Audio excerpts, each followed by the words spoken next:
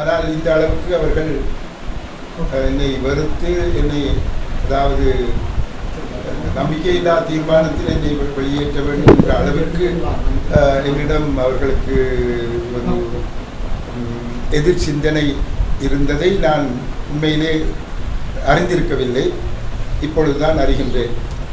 ஒருவேளை வெளுத்ததெல்லாம் பாலென்ற ஒரு குணாதிசயம் என்னிடம் இருப்பதால் எல்லோரையும் நான் நல்ல நிலையிலே நல்ல விதமாக நான் கணித்திருப்பதாக தெரிகின்றது. ஆனால் அதற்காக நான் என்னுடைய குணாதிசயங்களை நான் மாற்ற மாட்டேன். எவர் மீதும் எனக்கு வெறுப்பில்லை. என்னுடைய சிந்தனை எல்லாம் என்னுடைய கடமைகளை செய்து கொண்டு போக வேண்டியதுதான். கடமை என்று கடமையை செய்யும் ஒருவனுக்கு வெற்றிகளும் இல்லை, தோல்விகளும் இல்லை. அவர்களோடு எல்லோருமே அவர்களுடைய உறவுகள் என்ற முறையிலே நான் என்னுடைய கடமைகளை தொடர்ந்து செய்து கொண்டுதான். அடுத்த தமிழரசு கட்சியின் தலைமையுடன் கூடி இந்த முடிவு தொடர்பாக ஆராயவில்லை என்ற ஒரு குற்றச்சாட்டு முன்வைக்கப்படுகின்றது. தமிழரசு கட்சியினுடைய தலைமையுடன் எனக்கு எந்த பிரச்சனையும் இல்லை. திரு சம்பந்தனுடன் எனக்கு எந்த பிரச்சனையும் இல்லை. மாவையுடன் எனக்கு எந்த பிரச்சனையும் இல்லை. ஆனால் வடமாகாண சபை என்றவுடன் அதனோடு சம்பந்தப்பட்ட விடயங்களை நாங்கள் செய்து கொண்டு போகும்போது அது நிர்வாக ரீதியான ஒரு அலகு, ஒரு அமைப்பு. அந்த நிர்வாக ரீதியான அமைப்போடு சம்பந்தப்பட்ட விடயங்களை நாங்கள் கட்சி ரீதியாக அறிந்து கொள்ள வேண்டிய அவசியம் ஏற்பட்டால் தான் அவர்களுடன் பேச வேண்டியது இருக்கின்றதே ஒழிய என்னுடைய நாளாந்த வேலை கட்சிகளோடு சம்பந்தப்பட்டதாக இல்லை. இதனால் ஒருவேளை எங்களிடத்திலே ஒருவித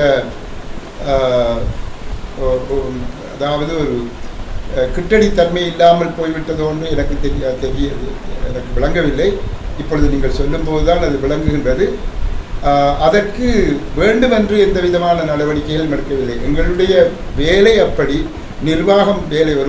ஒரு முதலமைச்சருடைய வேலை அவ்வளவு லேசானதல்ல.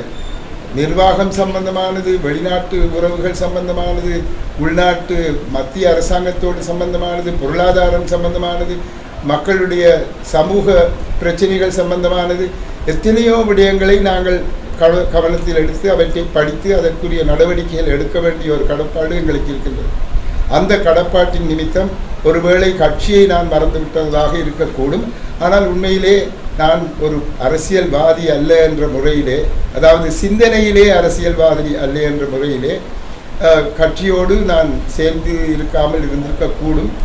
ஆனால் எனக்கு கட்சி முக்கியம் இல்லை, மக்கள் தான் முக்கியம். அமைச்சர்களின் விவகாரத்திலே தமிழ் தேசிய கூட்டமைப்பின் தலைமை உங்களுக்கு அழுத்தங்கள் ஏதாவது பிரயோகித்த தொடர்பாக இந்த அமைச்சர்களின் ஊழல் விவகாரம் தொடர்பில் அவர்களை நீக்குவது தொடர்பில் தமிழ் தேசிய கூட்டமைப்பின் தலைமை அதாவது தமிழரசு கட்சியும் தலைவர் சம்பந்தம் ஏதாவது அழுத்தங்களை பிரயோகித்ததான் அவர் கூறினது அந்த அறிக்கையின்படி 2 அமைச்சர்கள் தான் குறிப்பிடப்பட்டார்கள்.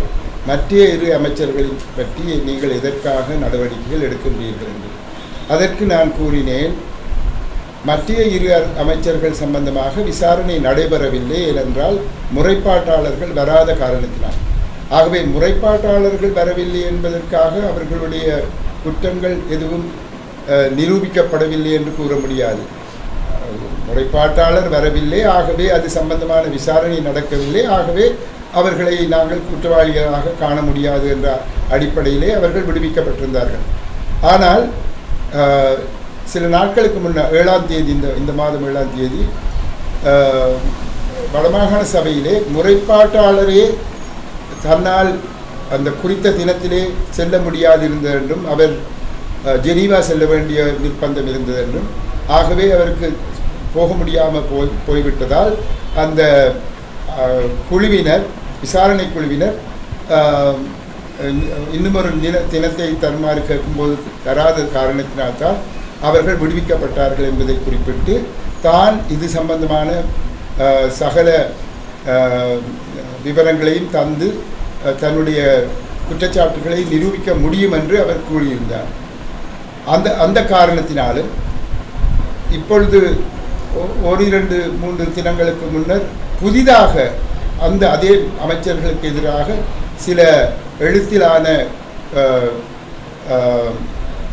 முறைப்பாடுகள் எனக்கு கிடைத்தது காரணத்தினாலும் நான் சில நடவடிக்கைகளை எடுக்க வேண்டி வந்தது என்று திரு சம்பந்தனிடம் கூறினேன். அதாவது